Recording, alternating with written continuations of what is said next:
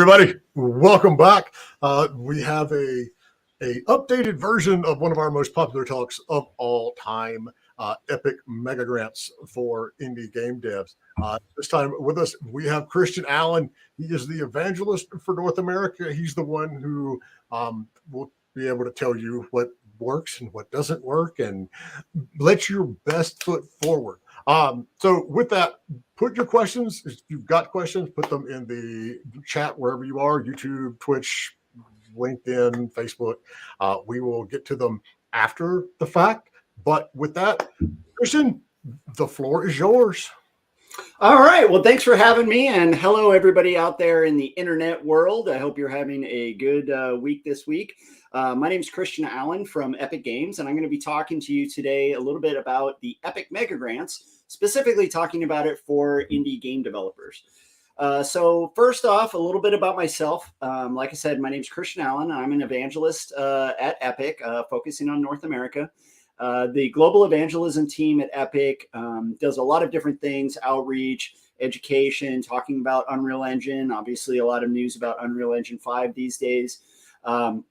But one of the things we also focus on is independent game developers. So providing support and contact at Epic Games for folks that are using the Unreal Engine to ship all the way from solo indie game projects all the way to AAA and AA in some cases.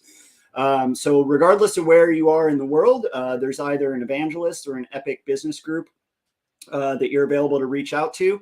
You can reach out to me directly if you can't find the evangelist in your region, and I'm happy to direct you to those folks. We've got folks in Europe, South America, obviously North America, Asia Pacific, Africa, all over the place. So always looking forward to talking to indie game developers using Unreal Engine.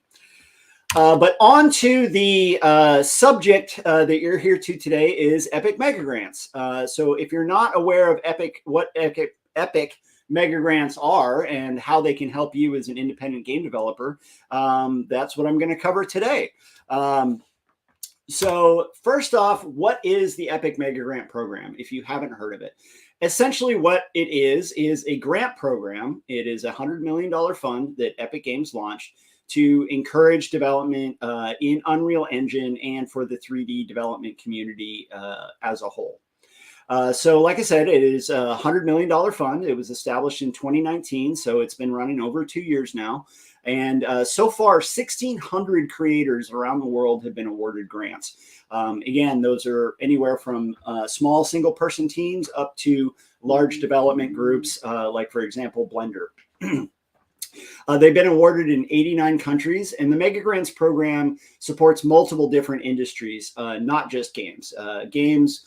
Film and TV and linear media, educational initiatives, enterprise like architecture, automotive, manufacturing, medical, including research, display, and training. And then a special category that we have is open source that again benefits the entire 3D community. So if you have an open source tool that's going to benefit both Unreal Engine users and users across the 3D community, those are also available for Epic Megagrants. So the program details, and I may run through this a little fast. If I do, we'll have time for more Q&A at the end. So queue up your questions. I'm sure there's a lot of detailed questions hopefully coming in about your projects. If I do kind of speed through this a little bit quickly, I'll hit the high level details first and then kind of get into the nitty gritty. So the program details, essentially what Megagrants is cash for developers. At its basics, that's what it is. The range of grants that are allowed to be applied for are anywhere from $5,000 US up to $500,000 US. And I say here on the slide that the theoretical maximum is $500,000. That mainly applies to larger projects, that $500,000 cap. Most indie games are in the lower amount, and I'll kind of get into those details as I hit when we talk about budgeting and things like that.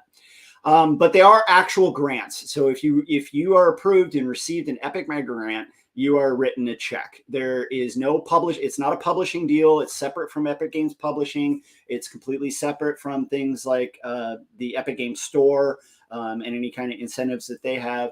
This is purely a grant that's given to developers to support their project. Those developers retain all intellectual property rights. There's no transfer of IP to Epic or ownership of companies or the intellectual property or copyrights or trademarks or anything like that. And in fact, we actually put the power to actually even announce Epic Megagrants to the recipients of the grants. So if you haven't announced your game or you need to keep it on the down, unannounced because you're talking to publishers or you're working on your crowdfunding campaign, you can actually still receive an Epic Megagrant and kind of keep it to yourself if that's what you decide. We do every once in a while do marketing blasts and things like that, including assets of games that have received the grant, which you're going to see in my presentation today. That's some of the images that you're going to see.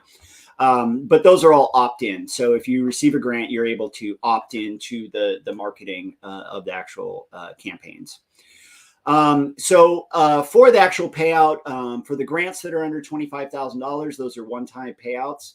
So anything under $25,000, we're just going to issue a single check. For the larger grants above $25,000, there may be timed out payments. But again, those aren't publishing type deals where you're going through a green light or something to get a second part of a payment. It's mainly just checking in to make sure that the project is still underway and the things are ongoing. So we're not just giving, very large checks to folks in one thing. So as far as countries, a lot of people assume that only, say, United States game developers are eligible. Any country that Epic can legally send money to in the world is eligible. So if there are some legal restrictions against certain countries, you can reach out to your local evangelist and we can explain that. But if Epic can legally send money to the country that you're in or that your entity is in, you're eligible from around the world. So as far as what the grants can be used for, they're generally used for team and project expenses. So when I say team, that means staffing, staff, contracting, things like that.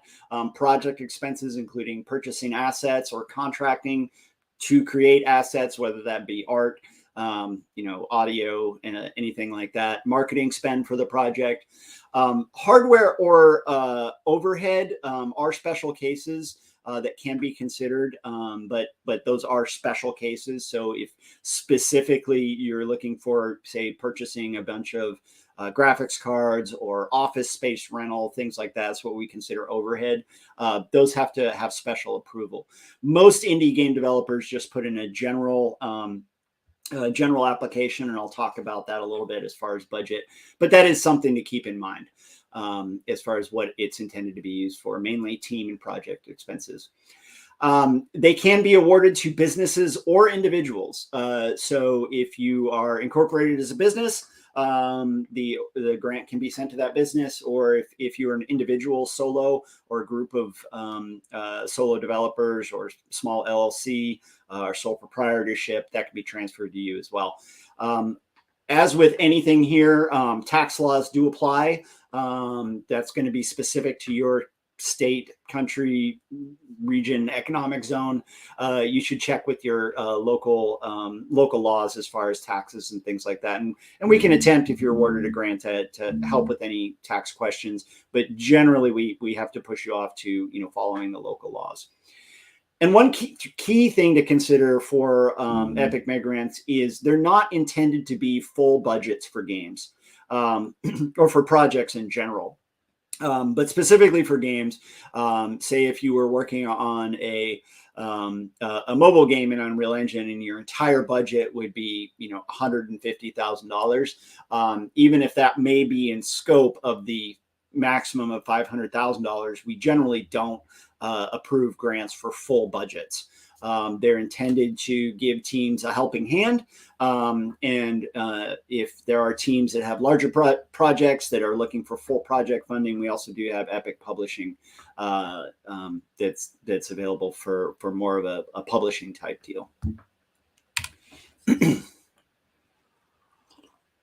So The process of applying for a grant. It's actually very, very, very straightforward, both in how easy it is to do and how easy it is to tell you how you have to do it. You have to submit through the web form. So if you Google Epic Megagrants, hopefully the first thing that should be coming up is a link on epicgames.com with has a description of the Megagrants. It has kind of an overview of the program, has an FAQ that you can click through. And then at the bottom of that page, it has an actual form that you essentially fill out and submit. That's the same form that everybody uses. And the reason I like to bring this up, or the reason I bring this up, is a lot of people think that they need to talk to like someone like me, like an evangelist or the business development group at Epic Games. They sometimes think maybe I need to know someone from Epic. But everybody, regardless of if you're friends with someone at Epic or if you used to work at Epic or you know an evangelist or don't know evangelist, everybody's going to be pushed to that same form to submit and follow the same process. We definitely wanted the Meg grants to be kind of cordoned off. We want it to be accessible and available to as many people as we can. And so we wanted to lower the barrier of entry. So when you submit that form, you will get an email confirmation. Do look for that email confirmation if you don't get one within the next couple of days. First, obviously, check your spam filters. A lot of times that can, especially if you use Google Mail, that can get classed as spam. But you should get that, I believe, within about 24 hours. You should get an email confirmation that your application's been received. There is a possibility that you may receive a question list within the first couple weeks or month. If there's something missing out of your application and the application review team wants to ask additional questions, they might send you a form email, generally with some of the things that I'm going to talk about a little bit later, and to make sure that you include, like, are you using Unreal Engine? That's kind of important to us. But generally, you won't get any kind of notification once you receive that confirmation. Like I said, you might receive a kind of a questionnaire, but you won't receive anything until you either receive your approval or denial, or a notification, automatic notification that goes out at 90 days. If your application has not been approved or denied by 90 days, you're going to get an automated email that says, hey, your application's still in the system. We haven't been able to finalize the review yet, just letting you know that it's still in the system. 90 days is our turnaround that we shoot for. As you can imagine, when you give away grants to a lot of folks, a lot of people apply for those grants. And while we have been getting our backlog down, I believe we're currently under 90 days in the game space. For a while, we had a pretty big backlog, and some projects have gone way over that 90 days, but we're working as hard as we can to keep that turnaround time to 90 days. If your project does go over that 90-day window, don't take it really as a negative or a positive. It's most likely caused by backlog in the system. So anytime someone kind of does a big story about mega grants, or when I give a talk like this, we get a big influx of applications. And then, of course, things like summer break or Christmas break, as people go on vacation, that can add in lag time as well. So don't necessarily take if you don't receive that approval or denial by that 90 days as, oh, well, I'm obviously not going to get it, or I definitely got it. It really doesn't work like that. So like I said, you'll receive an approval or denial. If you get a denial, that's pretty much the end of that process right there. If you get an approval, the next step is kind of a legal verification of your address and the country that you're based in, bank transfer information, non-disclosure agreements, things like that. Those get sent over to you. And after that, it just takes a few weeks for the actual payment processing, again, based on what country you're in and your bank account information and things like that. Now, if you do receive a denial, or actually if you receive approval, one of the key things to consider is that multiple applications are allowed. So you can apply again for the same project, whether you get approved or denied. what I recommend on that point is if you do get a denial, I recommend that you wait until you've had some progress in your project since the last application before you apply again. I don't recommend just immediately reapplying with the same exact information. That's probably going to be seen as spam. And if you got denied on the same content, on one cycle, you're probably going to get denied on the exact same content the next cycle. However, if down the line, if you have additional content coming online, the project has gone forward farther, you've got a lot more progress, maybe a crowdfunding campaign or a lot of social media interaction, those kinds of things, you can feel free to reapply in the future. And that's not seen as a negative. We've had multiple projects that applied several times and were denied as the development of the project goes through. As I said, this has been running for over 2 years. So you can imagine in development, if someone's 6 months in versus 18 months in, their project is going to look a lot different. We've had a lot of people that were approved that were actually initially denied. And if you're approved for a grant, you can also apply again for a separate part of the project. And I'll talk about that in a little bit later as far as kind of staging different stages of your project for the application. And then the last part about the process is that the amounts that are applied can be adjusted. So when you apply for a mega grant, it actually asks you if you want to ask for a specific amount. You're allowed to just say no and just apply in general. In that case, if you were approved, the reviewers would assign an amount kind of based on our general guidelines internally for what kind of amounts we apply to projects. But if you do ask for a specific amount and the team wants to approve your project for a lower amount, they're allowed to, they can reduce that amount. Or if they think that a higher amount may be applicable, they can adjust that up as well. So I wouldn't stress out. I know as I talk to indie developers, some people are like, well, I don't know how much to ask. What if I ask for too much? And then they just are going to say no. Unless you're just doing kind of a bulk, a lot of people see the $500,000 maximum and they just apply for $500,000 with no information on what the budgeter might be. That might be the case from a viability standpoint, which I'll talk about in a little bit. But generally, say if you applied for a $100,000 grant and the approver wanted to approve the project, but felt that something like $25,000 to $50,000 might be more applicable, they're just going to adjust that amount down and let you know that you've been awarded for a lower amount. So you don't have to worry too much about the actual amount that you're putting in, being taken as a negative or a positive. Okay, so talking about criteria specifically for games. Looks like my timing is going pretty good. I'm about 20 minutes in. It's always fun giving these types of presentations. I'm used to pre-COVID giving this live, and I can look out at the audience and see if anybody's falling asleep. But now I'm just in my little room talking to my screen. So specifically for games, I'm not going to talk about all the other verticals, film, TV, things like that, medical, all that. You folks are indie game developers, and this is the information that you want. So the criteria that we look at as Epic, or the Megagrants team looks at Epic when looking to approve a product, are a few different things. Now, first off, I want to be very clear that these criteria are just kind of the general things that they look at, and they are subjective. The reviewers subjectively look at the projects. We aren't trying to come up with some kind of objective mathematical, theoretical grading algorithm where we put things all together. The team, which there's both full-time and part-time folks from the game development groups at Epic that contribute to these things, look at these overall criterias. The first off is quality.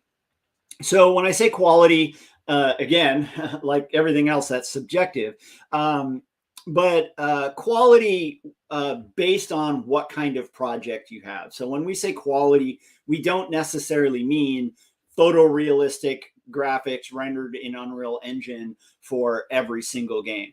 The example here, we have Nico Ghost Jump from Burgos Games, was an Epic Mega Grant recipient. That's obviously a different art style and presentation than the game I showed earlier, which was the I'll pop back, which was The Lost Wild, which was much more of a photorealistic presentation.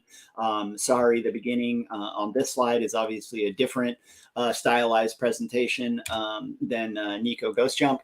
But when we say quality, we mean, for the type of game, for the appropriate type of projects that it's demonstrating, it has quality. Another example that I show later in the deck is Backbone, which is actually a pixel based 2D/3D pixel based adventure game. And, obviously a pixel based game is going to have a lower resolution than a more photorealistic game. And that's okay. We adjust our quality expectations based on the genre and the presentation of the game. But we do expect, a certain level of shipping quality. And that's about how it, showcases the engine, things like performance, overall presentation, just general quality of the product. We want these games to be high quality, and we want them to be successful, and we want them to showcase the Unreal Engine well, and we want users to buy lots of copies of the game, so that down the road, you as an indie game developer can make a whole ton of money. And our business model is royalty based, and that's how we make money as well. So that's part of our selfish motivation for this, is to give you as indie game developers kind of a leg up to increase the quality of your game. Next criteria is unique appeal. And where that comes in a lot is, again, specific to genre. If we have a whole run of a certain genre of game, then we're going to be kind of judging those against each other. A 3D platformer is going to be, judged against other 3D platformers. And if it looks generic or doesn't have a unique selling point or a unique visual or gameplay hook or showcase a unique element of the Unreal Engine, then that's going to be a consideration factor. We do encourage the use of things like marketplace assets in your projects. There's absolutely no negative about using things like pre-made assets that you purchase off the Unreal Engine marketplace. That's not negative, but if they're used in a generic way and doesn't have some other kind of hook or unique selling point that we feel that customers and users are it's going to appeal to them, then that's going to knock it down lower on the list. So I've seen a lot of games that may have been lower quality but extremely unique, either in gameplay or in artistic visual presentation, or in the demographics that they may be looking to serve, underserved customer bases, either in just the general customer user bases of gamers around the world, or for unique users with different, say, accessibility challenges, things like that. All that kind of rolls into unique appeal. If your game looks like a kind of generic clone of 1,000 other things, that's going to make it harder for it to get approved. So the next criteria is viability.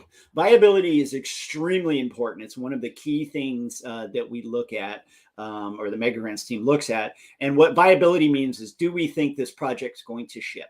A few things come into that. The developer's experience. Have they shipped other games in the past? How big is their team?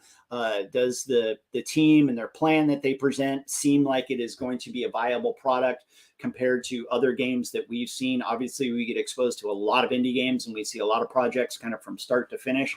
So we have a relatively good sense of, wow, these folks have, the scope of what they're saying they want to do sounds amazing, but there's no way 4 people are going to be able to do that in 12 months. It's just not going to happen. Or, possibility of, hey, this looks like a really cool project, but this platform that they're shipping on, doesn't have a large customer base, or, we don't think it's going to be financially viable, that they're going to be able to ship this product and actually generate revenue. Maybe the business plan doesn't make sense.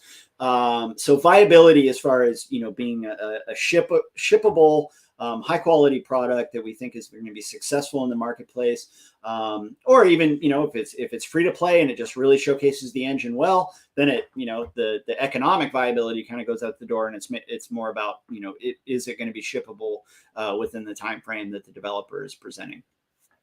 So the next thing is benefit to the Unreal Engine and 3D community. This applies mainly more to the open source and plugins and things like that.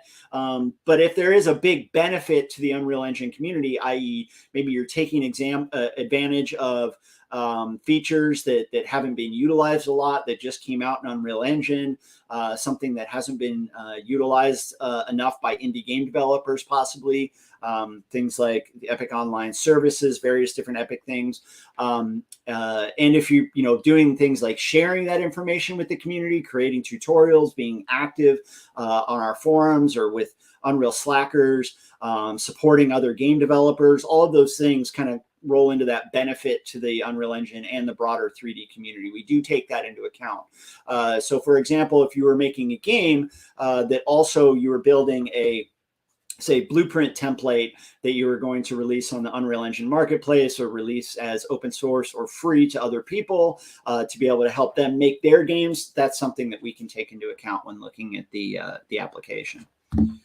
Next is Unreal Engine progress. And I use this term Unreal Engine progress very specifically. We want to see progress on the project. And I'll get to that in requirements a little bit ahead. If you have built a prototype in another engine and you want to move it over into Unreal Engine, then that is applicable. You can apply for a grant for that. But we are going to want to see some movement in Unreal Engine. Hey, we've started. Here's a initial prototype, an initial vertical slice that we've taken some of our assets and put it into it. If you just have a demo built in another engine, the first question they're going to ask is, you're going to get one of those questionnaires. It's how much have you done in Unreal? Because again, going back to viability, if you are like 2 months out from shipping and you've got a project that's completely built in another engine and you're asking for a grant to port it over because you're out of funds, that doesn't speak well to viability. When it comes to that prototype in Unreal Engine, the specific progress, again, is very subjective to what you're doing. If you're doing a narrative, interactive narrative novel that is basically mainly a dialogue tree over rendered 3D scenes with not a lot of 3D interactivity, that just core prototype with a vertical with a beautiful corner could be plenty. Hey, this is my dialogue tree system and it's built and it's working in Unreal Engine, and then I've got this scene that's representative of a beautiful corner of what the end result is going to be. That could be enough in progress.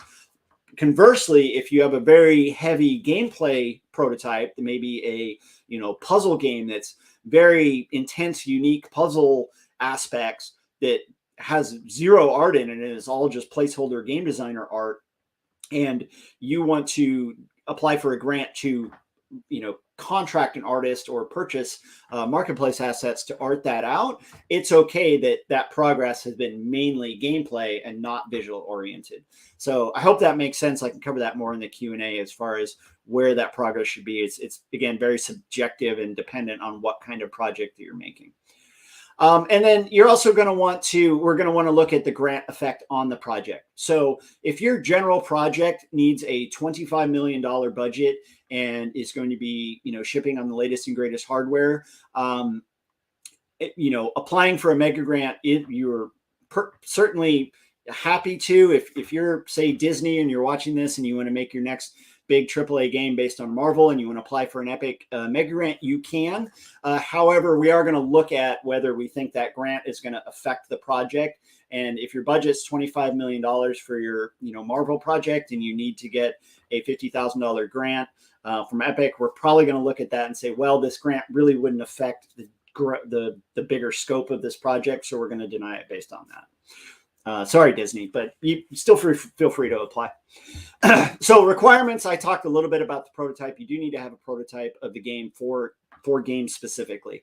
And if you're in Unreal, that prototype needs to be built in Unreal. If you have built a prototype in a previous engine and you're applying to swap over, you need to have at least be able to explain some progress in Unreal Engine. You need to have a budget breakdown if you are applying for over $25,000. If you're applying $25,000 and below, you do not need to have any kind of general budget breakdown. However, it's always good to cover what you're going to be using the budget for. When I see a general budget breakdown, if you're over 25,000, just a general breakdown on how you're going to spend the funds. That again comes back to viability. It's totally okay. We understand if you get approved and you originally said, hey, I'm going to spend this much money on a composer and then to make music, and then you get a composer for cheaper and it doesn't end up costing that, and then you want to use the funds for social media campaigns. You're totally free to do that. We ask you to let us know if you're, majorly shifting what you're using the funds for. But we're not going to come back and say like, hey, you said you were going to spend $12,000 on a composer and you spent all this money on something else. That's totally fine. But you do need to have that budget breakdown. And then just a legal address for the country that you're in. Make sure that's included right off the bat. We do look at the countries and the regions of where people apply from. We want this to be a global initiative. So an application, say that I've seen from like Botswana, is going to be judged and awarded a little bit differently than something from Los Angeles, just because of things like cost of living. And again, we want to have this be a global initiative that affects game development all around the world. So those are going to be taken into account, but do make sure that you include your actual legal country address. If you say a different country and then later it turns out, that can just cause tax and banking problems and things like that. All right, so I'm right at 12:30. I've got about 15 minutes before we pop into Q&A. Let's see how well I time this if I have to rush through the end parts. Let me check ahead. Do we have best practices, things to consider? Yeah. Okay, so general best practices. This is just what I've seen. So I talk to a lot of folks before they go in and put mega grant applications. As part of my role as evangelist, I talk to game developers, specifically a lot of indie game developers, kind of at all stages of the process, and almost all of them, with few exceptions, are interested in mega grants, and oftentimes they'll put in applications, and then down the line, if they get approved or disapproved, I get to see that. And so while I don't have can't look at every single project and see, why they got approved or why they can't, I do see general themes. So as far as best practices, as far as when you submit the application, things that you want to have included in there, because you've kind of got three ways to submit content. One is the text fields, you can write stuff out. Two is your video, and I'm going to talk a little bit about these when I get to the video part. And three is your actual build. But you want to cover the kind of key points about the project and the team. One is just a general overview of your project. You want to give that kind of 30-second pitch of what the game is, what its unique selling points are, what you feel makes it unique. I probably should have put that on the slide, but you would be surprised at how many grant applications I've seen where folks don't bother to describe the project or have any information about it. And you want to give the reviewer that gets that application kind of, just like you would a publisher or a customer, kind of the elevator pitch of what the game is.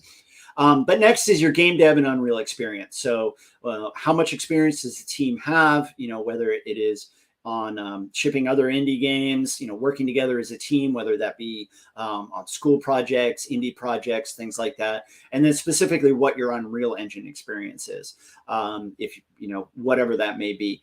Now, don't feel super pressured by that. Like, oh, we're going to only give grants to, people that have shipped a ton of AAA games or anything like that. But it is a key question that I see pop up, especially, if you don't have an updated team website, you haven't announced your project, maybe you haven't even announced your company, and everything's kind of, hidden. That's totally okay. But then you definitely want to put that information on there. If you're already on, say, Steam and you're doing wish lists and you got forums going and, big Twitter group, maybe you can just link to that stuff and say, hey, check out more about the company and the team here. You can feel free to do that. But you want to have some information about the team and experience. And again, that speaks back to viability. So there have been lots of grants for developers that they've never shipped a game before, but maybe they've done they've got portfolios and they've got tests that they built in Unreal, or if they got other prototypes that they've built. That kind of experience can help buoy that. And it's, again, coming back to making sure that this is something that's going to be viable and it's going to ship. We want it to be viable and we want it to go out. We don't want to just work on it for a while and then run out of funds and then quit. That doesn't help anybody. Additional funding sources are always good to cover. That can be a benefit if, say, you're in Canada and you have funding from the Canadian Media Fund, or if your country offers grants or even things like tax cuts and things like that. Any other kind of publishing deal that you may have, crowdfunding that you've run in the past that's been successful, pre-sales.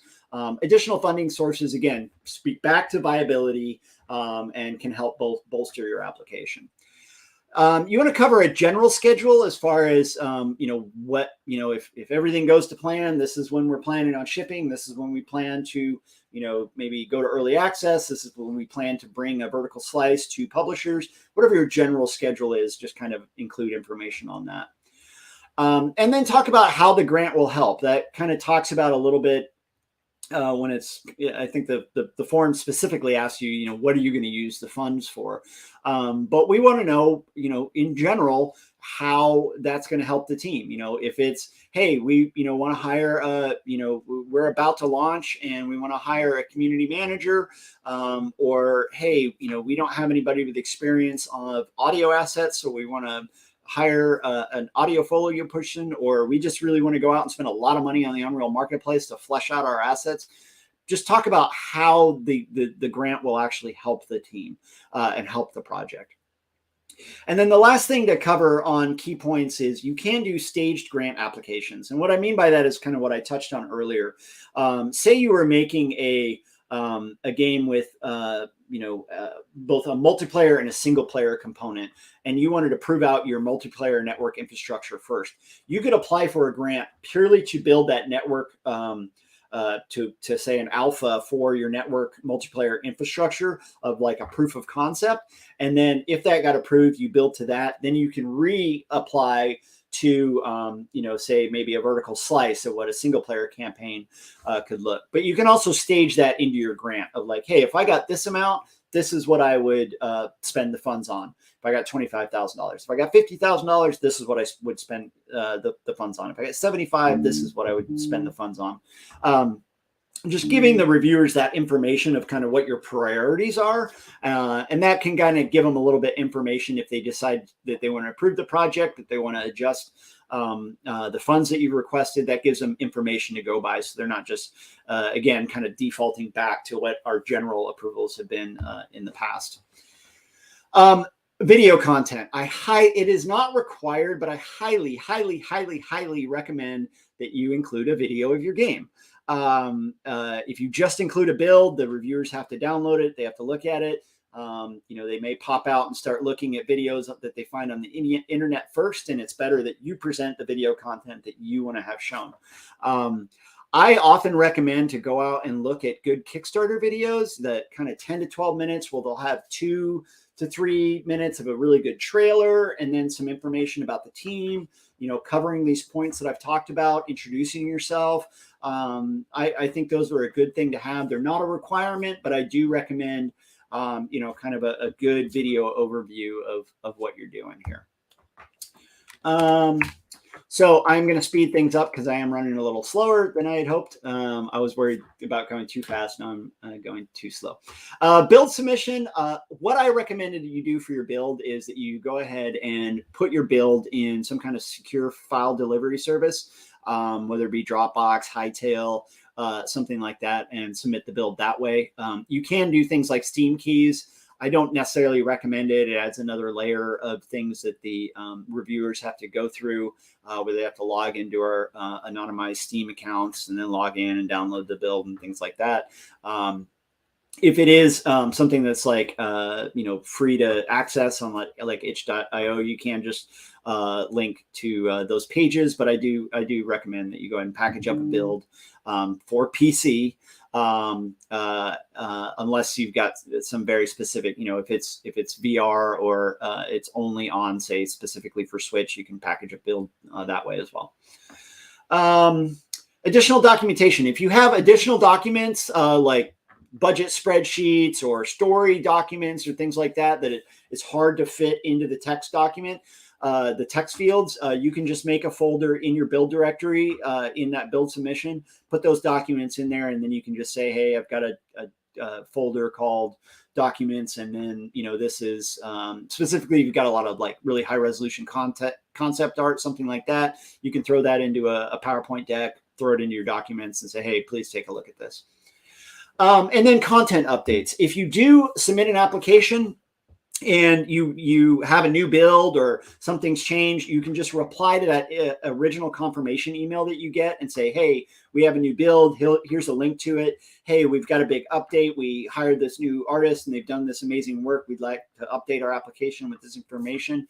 You can do that. You don't need to wait for an approval or denial before you update that information. All right. So last but not least, things to consider. Last but definitely not least. First off, this is things to consider for an indie game developer. The thing I really like to focus on is this is a highly competitive program. There are thousands and thousands of applications that go in, so do not feel bad if you do not get approved. That is not saying that your project is bad. It is not saying that the person that looking at that project didn't like that project. It could have been that there was, a dozen other games in that genre that were applied around the same time. I actually see that happen quite often. There's a lot of reasons for something to get denied. And like I said, you can apply again, when you've got more progress, things like that. And also you should not rely on getting an Epic Mega Grant as a source of funding. You should consider it a bonus. When you put in, don't turn away publishers because you're waiting to find out from Epic. I would go down exploring all those routes of that I'm going to talk a lot about in a second. The next, to reiterate, just like I mentioned earlier, they're not intended to be full development budgets. So the smaller your project, the smaller the approved grant is going to be. If you're a solo developer working on a narrative-based, content-based game, you're going to get a smaller grant than a large team working on a multiplayer RTS, scaling for the budget of the projects, but they're not intended to be full development budgets. Viability, I already talked about a lot. I just wanted to reiterate, think about the viability of a project. How are you going to ship this? How is this going to get built? And how is this going to get done? And make sure all of that makes sense within this. If it's completely out of scope for what the reviewer thinks that you're capable of doing, even if you get a grant, then you're probably not going to get approved for a grant. Content review, genre dependent. I already kind of covered that. Like I said, that content review is very dependent on what kind of game you're making, the art style that you're presenting. This is Backbone on this screen that I mentioned before.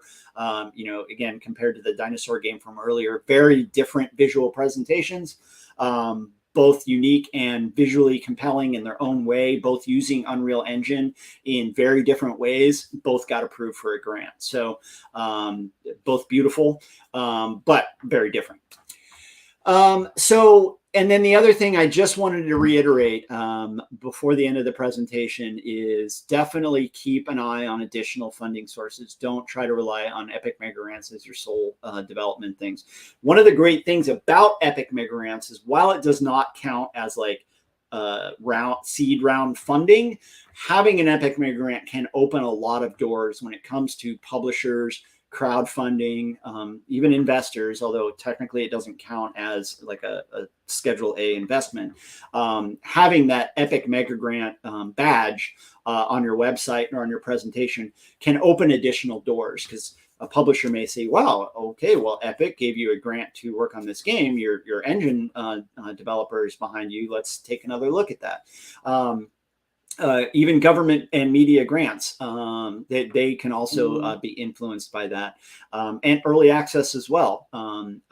Those can be obviously good for your development. So I guess hopefully you know all these things. You know about publishers and crowdfunding and investments and government media grants and early access funding and things like that, pre-sales. If you don't, I think I probably have some other presentations in the TAP that would be good for you. And I'm sure this conference will be very good for you as well. So with that, I am right at 12:45. I sped it up a little bit, but I am happy to jump right into Q&A. Excellent. Did you want to watch that Mega Grants highlight reel? Oh yeah, we do have time. That's about a minute long. So I'd love, Dan, if you could play that highlights reel. This is just a one thing to keep in mind. This is their launch trailers, so they didn't look like these all when they applied. But this gives you some idea of some of the cool projects. So I can hit stop sharing here, and yeah, I got it up here. I can share it.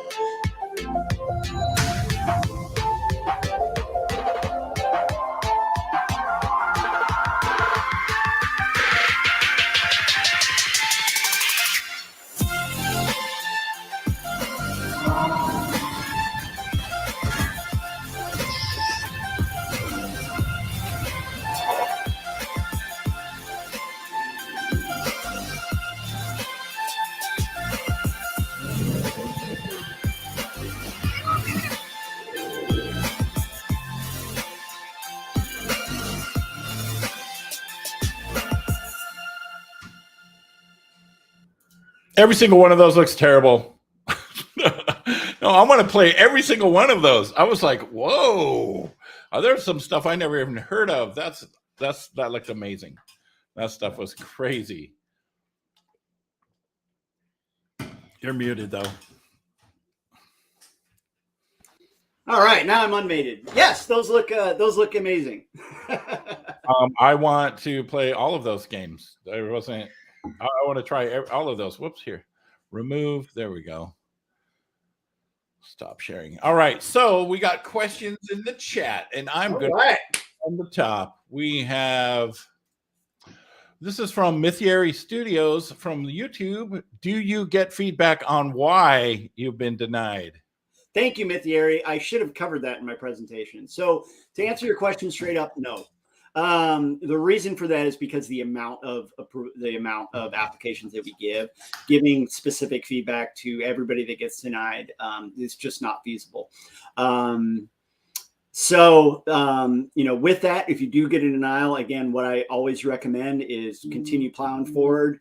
After you've made progress to your project, feel free to apply again. Good answer. And that sucks. You can't get feedback because, that's something that people really, really need, right? Yeah. But it's hard when you get, I don't know if you get hundreds or thousands of applicants, but it's got to be tough, right? People will be spending half the day writing, the feedback, and that's super rough. It is purely a bandwidth issue, unfortunately. All right. Maybe if there was some kind of form that had checklists of like, this and this, for feedback. I don't know, maybe something to streamline it, because I think that's super valuable for devs to get feedback on things. Yeah. Right. But, you know, it's like a job, though. Well, you fill out thing, you go to your job interview. Nope, you're just not a good fit, right? Like most places can't tell you, you know, what that is. But, you know, you can always reach out to your regional evangelist. You know, we see a lot of games. We can't specifically look at the applications and say like, oh, this is why you were denied. Mm-hmm. But we can say like, oh, well, based on, you know, just looking at your project in general, this is what I'd improve on for your next application. Mm-hmm. We do, however, though, I like to be clear, we don't specifically review applications before they get in, because then we'd just be doing that all day long. Continue forever and ever and ever. All right. So from Sharky Shark on YouTube, what are the requirements to apply and get approved? Do you have to use Unreal? Do you have to be exclusive to the Epic Store? So I think I covered that in the application. You do need to be using Unreal or be switching your project to Unreal. That is specific to games, open source tools, and things like that. You don't need to be using Unreal. Epic Game Store is completely separate. So you do not need to be on Epic Game Store. If you want to be on Epic Game Store, that would be great. You know, only a 12% cut, 88% stays with developers, and all your Unreal Engine royalties are waived for copies sold on the Epic Game Store. That's my little sales pitch there. But other than that, no, this is I would say independent from whether you're on Epic Game Store or not. Well, here's kind of like a follow-up thing from Xavier5 from YouTube. Can Megagrants sometimes include funding to move a game from one engine to Unreal? Yeah, and I covered that. Basically, yes. But you, like I mentioned in the presentation, you need to be actively have either at least made exploration into what that means and be able to explain how that's going to benefit your project. You know, and you know what the process is going to be. I will say one of the red flags that I have seen is projects that are built in another engine and then they run out of money, and their project is dead in the water, and then they're applying for a mega grant, not because they believe that moving to Unreal is going to benefit their project, but because they just trying to get funding some way, shape, or form. That's going to come out in the viability, right? If we look at it, you know, we're all experienced game developers, and if we look at it and go, well, you know, how is that even going to financially work? If so don't do that. Yeah, don't do that for that reason. Exactly. So I also want to remind everybody, if you want all of the presentations, including Christian's, if you want all the presentations, we're going to email them to you afterwards. You have to sign up. There's a link that's scrolling across that says if you want a copy of all the presentations from the conference, make sure you get a free pass for the Indie Game Business Show at indiegame.business, and we'll email them to you right now. Well, not right now, but after this whole thing. So in a few days, you'll get an email. All right, let's see here. If you apply and get approved for a particular amount and then reapply and get approved again, is it likely that you'd receive the same amount the second time around? Can you receive more the second time? Yes and no. You know, that's a very specific question. Yeah, sounds like a specific something is happening. The second application is kind of be judged on its own merits. So it won't be like, oh, you got, you know, say you got approved for $20,000 to help build a vertical slice for crowdfunding, and then you ran a crowdfunding campaign, got a crowdfunding campaign, and then later down the line, now you're like, well, now I want to port it to Switch, and so I'm going to apply for an application to port it to Switch. Well, they're going to look at that budget or the amount based on what you're currently applying for, not like, oh, well, they only got, you know, $20,000 before, so they're capped at $20,000 now. They're relatively independent of each other. Okay, and that was from Astral Sarah from YouTube. Okay, this here is from Super Nerd X on YouTube. Are games that apply for Maker Grants generally finished, or are they more demo and vertical slice? I would say most of them are probably in more of the vertical slice, the earlier stages. We do get some games, like I said, very common to look at applications for ports to different platforms.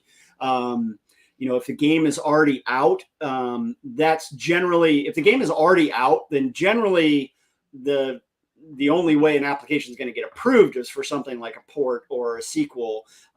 We're generally not going to get a grant for, hey, I launched my game a year ago and it's dead, and I'd like to do another marketing campaign. Again, that comes back to viability and how it's going to help the project. But some games that are closer to launch, like I've seen applications for games that are like, hey, we're getting very close to launch, and we'd really love to, expand our content out and, bring on some contractors to build out some extra levels. Or, again, I say composers a lot, not because just people tend to like, hey, we could bring on a composer to redo our music, or we'd like to add these additional features. So you definitely don't have to be finished. You don't need to complete your game and then apply. And like I mentioned in the presentation, kind of what that vertical slice looks like, or beta or alpha or whatever stage you're at, that gets approved or denied really is dependent on what type of project you have and kind of what needs to be done. The folks reviewing these working games, so we're able to look beyond like gray box and placeholder and different things, and kind of understand for the type of game that you're applying, kind of what stage are you at. That makes sense. Okay, we've got time for a couple more.